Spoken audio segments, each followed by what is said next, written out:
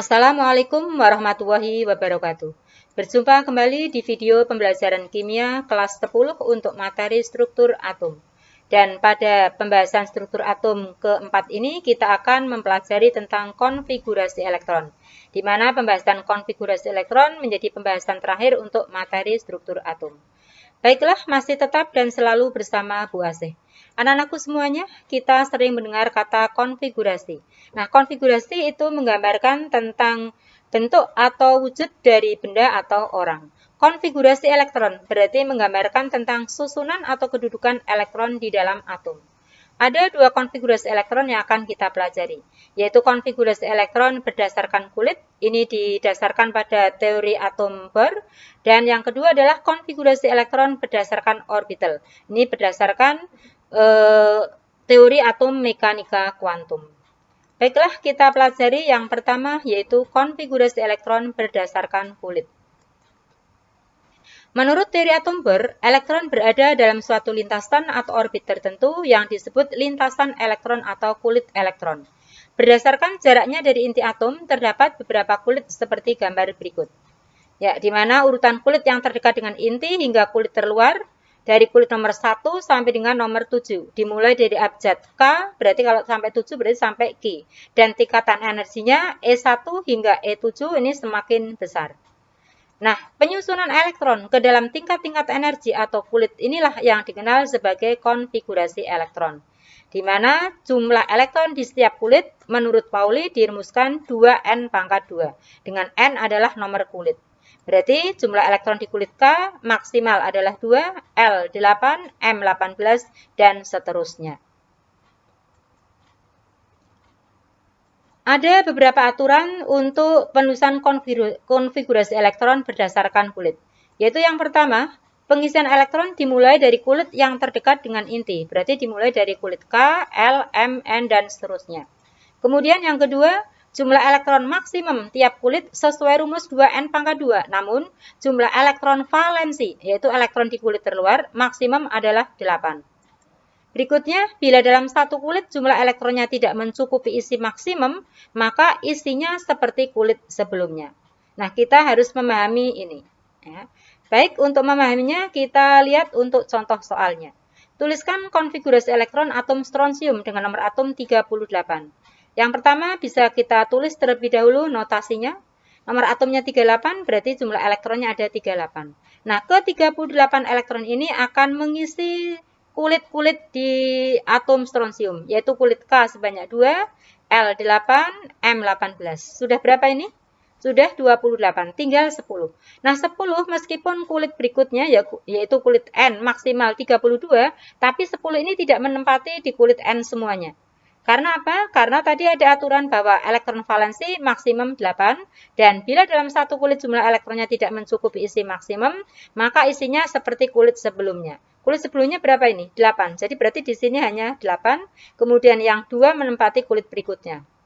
Jadi berarti 38 elektron dari atom strontium ini menempati kulit K2, L8, M18, N8, dan O2.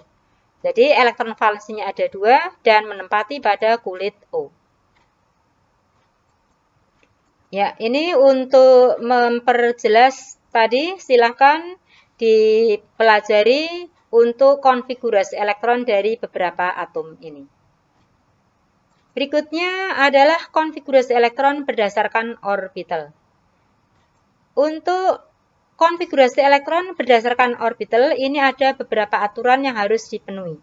Yaitu yang pertama aturan Aufbau, yang kedua adalah aturan Hahn, dan yang ketiga adalah larangan Pauli. Baik, kita akan bahas aturan ini satu persatu.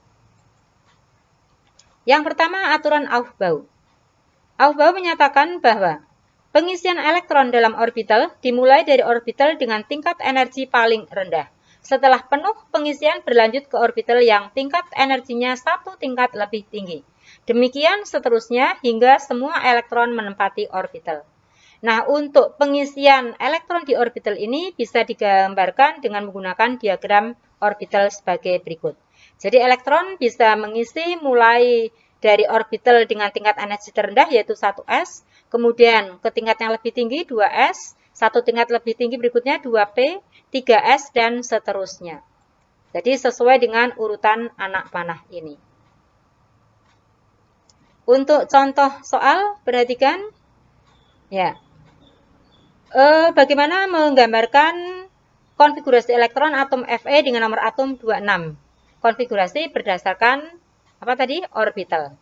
Ya, kita bisa membuat dulu ini diagram orbitalnya. Kemudian 26 ini kita distribusikan ke tiap orbital sesuai dengan tingkatan energi. Kita ke orbital yang terendah adalah 1S, kemudian 2S, 2P, 3S, dan seterusnya. Nah, diingat bahwa untuk orbital S maksimal 2, P maksimal 6, D maksimal 10, F maksimal 14.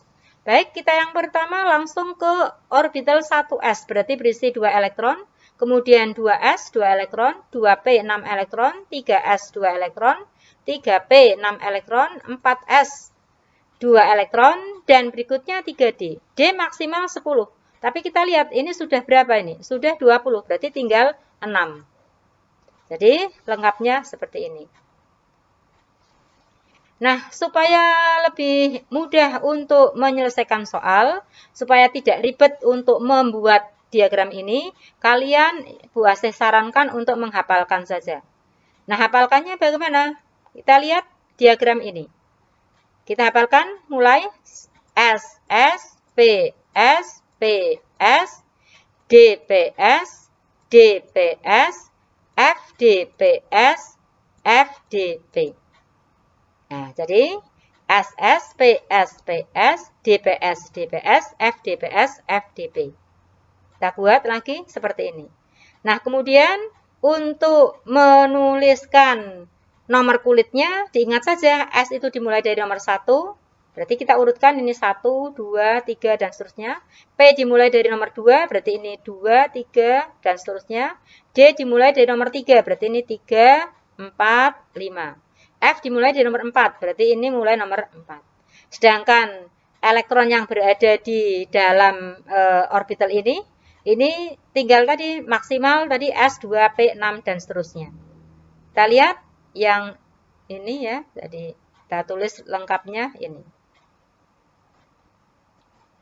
Ya, aturan yang kedua yaitu aturan Hahn. Menyatakan bahwa elektron-elektron yang mengisi orbital-orbital dalam suatu subkulit tidak membentuk pasangan elektron.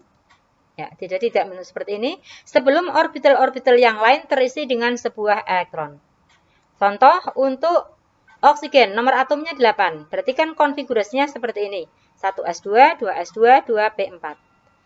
Nah, elektron di dalam orbital ini nanti tidak akan membentuk pasangan terlebih dahulu sebelum semua orbital terisi dengan elektron. Kalau yang ini kebetulan sudah penuh, berarti kita bisa buatkan diagram orbitalnya sebagai berikut. Ya, 1S berarti ini sudah 2 elektron, 2S sudah 2 elektron juga.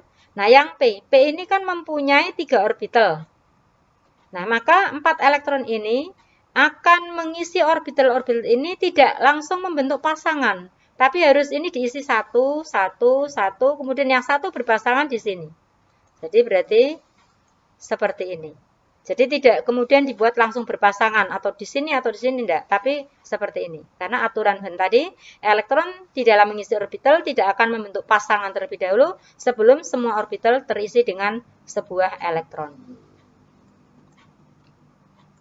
Yang ketiga, larangan Pauli. Dikatakan bahwa tidak ada 2 buah elektron dalam orbital yang sama memiliki keempat bilangan kuantum yang sama. Nah, maksudnya bagaimana? Kita perhatikan contohnya. Helium, konfigurasinya 1s2, maka diagram orbitalnya akan demikian. Nah, sekarang kita tentukan bilangan kuantum untuk elektron yang berada di orbital 1s ini. Nah, kita lihat bilangan kuantum ada 4. Yaitu bilangan kuantum utama, azimut, magnetik, dan spin. Sekarang kita lihat elektron yang ini.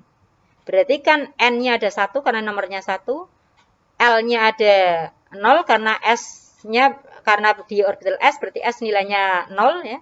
Otomatis kalau L-nya 0, M-nya 0, kemudian S-nya di sini karena ini sebelah kiri ya atau tanda panah ke atas berarti nilainya adalah plus setengah. Sedangkan yang ini berarti nilainya minus setengah. Nah, sekarang perhatikan, dua elektron ini. Nilai bilangan kuantumnya atau harga bilangan kuantumnya ini N, L, M-nya sama. Semuanya sama. Ini 1, 0, 0. Tetapi bilangan kuantum spinnya itu berbeda. Ini plus setengah, ini min setengah. Jadi nanti di dalam orbital ini tidak ada dua elektron yang memiliki keempat bilangan kuantum yang sama. Mungkin seperti ini N, L, M sama tapi S-nya berbeda. Bisa saja S, M, L sama tapi N-nya berbeda. Pasti ada satu yang berbeda. Nah, inilah disebut dengan larangan Pauli atau asas Pauli. Ya, contoh untuk menuliskan konfigurasi elektron. Ini ada 3 soal A, B, C. Yang pertama, tuliskan konfigurasi elektron atom strontium. Tadi kita sudah menuliskan berdasarkan kulit ya, seperti ini. Nah, sekarang berdasarkan orbital. Kita buat dulu. Kita tulis notasinya. Nah, tadi cara membuatnya kita bisa menuliskan subkulitnya dulu atau urutan tingkat energi dari orbital ini. Kita hafalkan yaitu SS, PS, PS, D, PS. Sampai ini mungkin sudah cukup. Ya. Kita lihat setelah itu baru kita tulis dulu elektron-elektronnya. Ya, berarti ini 38 ini menempati S sebanyak 2, S ini 2, P6 dan seterusnya. Jadi semacam ini. Nah, kemudian kita selesaikan lagi dengan menuliskan nomor kulitnya. Tadi urutannya S nomor 1, ini nomor 2, ini P mulai nomor 2 dan seterusnya. Jadi akhirnya jawabannya seperti ini. Nah, ini menuliskan konfigurasi elektron atom strontium. Sekarang yang B disuruh membuat diagram orbitalnya. Ya, biasanya ini hanya diagram orbital untuk elektron di kulit terluar. Nah, tapi ini Bu Asih buatkan ini semuanya. Nah, semuanya berarti orbitalnya semacam ini. Nah, sekarang yang C, tentukan keempat bilangan kuantum untuk elektron terakhirnya. Elektron terakhir berarti elektron yang menempati pada subkulit S dengan nomor kulit 5. Nah, berarti di sini kan. Ini berarti kan 5S2. Nah, sekarang elektron terakhir yang mana? Kita lihat, ini elektron yang pertama, ini elektron yang terakhir, berarti yang ini.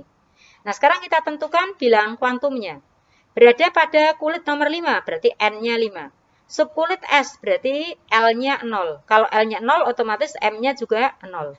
Nah, kemudian spinnya, karena ini sudah ke bawah, berarti nilainya adalah min setengah.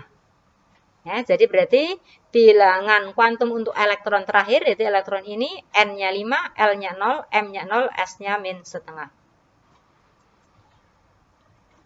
Ada beberapa catatan konfigurasi elektron yang harus kamu pahami pula. Yang pertama, untuk penyingkatan konfigurasi elektron, bisa menggunakan gas mulia. Contoh ini, natrium, nomor atomnya 11, bisa kita singkat dengan gas mulia neon, kemudian 3S1.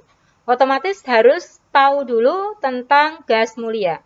Nah, gas mulia ada helium, nomor atomnya 2, berarti konfigurasinya 1S2. Kemudian neon, nomor atomnya 10, berarti 1S2, 2S2, 2P6. Nah, neon ini berarti bisa kita singkat dengan menggunakan helium. Helium 2 berarti sampai ini, berarti akhirnya bisa ditulis seperti ini.